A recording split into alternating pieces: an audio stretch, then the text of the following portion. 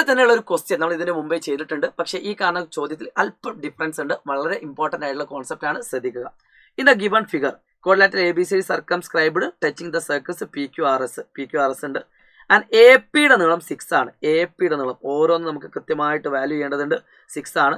BP നീളം 5 ആണ്. BP നീളം 5 ആണ്. ഇതും തന്നിട്ടുണ്ട്. CQ നീളം 3 ആണ്. CQ നീളം 3 ആണ്. ആൻഡ് DR നീളം 4 ആണ്. DR നീളം 4 ആണ്. എങ്കിൽ ഇതിൻ്റെ പെരിമീറ്റർ എത്ര എന്നാണ് ക്വസ്റ്റ്യൻ. വളരെ സിമ്പിൾ ആണ്. ഇതിൽ രണ്ട് കാര്യങ്ങൾ ഞാൻ പറഞ്ഞുതരാം. ഇതിൻ്റെ പെരിമീറ്റർ കാണാൻ നമുക്കറിയാം DRും DSും ഈക്വൽ ആണ്. ഒരു സർക്കിളിൻ്റെ പുറത്തെ പോയിന്റ് സർക്കിളിലേക്ക് വരയ്ക്കുന്ന ടാൻജന്റ് ഈക്വൽ ആണ്. ആ സെയിം കോൺസെപ്റ്റിൽ ഇവിടെ നമുക്ക് എഴുതാം, ഇവിടെ എഴുതാം, ഇവിടെ എഴുതാം. സോ ഇതെല്ലാം കൂടി കൂട്ടിയാൽ എത്ര കിട്ടും എന്നുള്ളതാണ് പെരിമീറ്റർ. അത് നിങ്ങൾ കമൻറ്റ് ചെയ്യാൻ മറക്കരുത്. ഈ സെയിം ക്വസ്റ്റ്യനിൽ ഞാൻ ഒരു കോൺസെപ്റ്റ് ഒന്ന് നിങ്ങൾക്ക് കൃത്യമായിട്ട് വേറെ ഒന്നുകൂടി പറഞ്ഞുതരാം. ഇതിന് ആൻസർ നിങ്ങൾ കമൻറ്റ് ചെയ്യുക. ഈ സെയിം ചിത്രത്തിൽ ഏത് ചിത്രം ആവട്ടെ, രണ്ട് ഓപ്പോസിറ്റ് സൈഡ് കൂട്ടിയാൽ എത്രയാണോ സമ്മ് കിട്ടുന്നത് ആ സെയിം സമ്മായിരിക്കും ഇതിൻ്റെ ഓപ്പോസിറ്റ് സൈഡ് കൂട്ടിയാലും കിട്ടുന്നത്.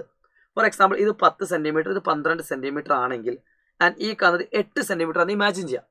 അങ്ങനെയാണെങ്കിൽ ഈ സൈഡ് കാണാൻ ചോദിച്ചാൽ നിങ്ങൾ എന്ത് ചെയ്താൽ മതി, 12ഉം 10ഉം കൂട്ടിയാൽ എത്രയാണ്, 22. ആ സെയിം സമ്മായിരിക്കും ഇതും കൂട്ടിയാൽ കിട്ടുന്നത്.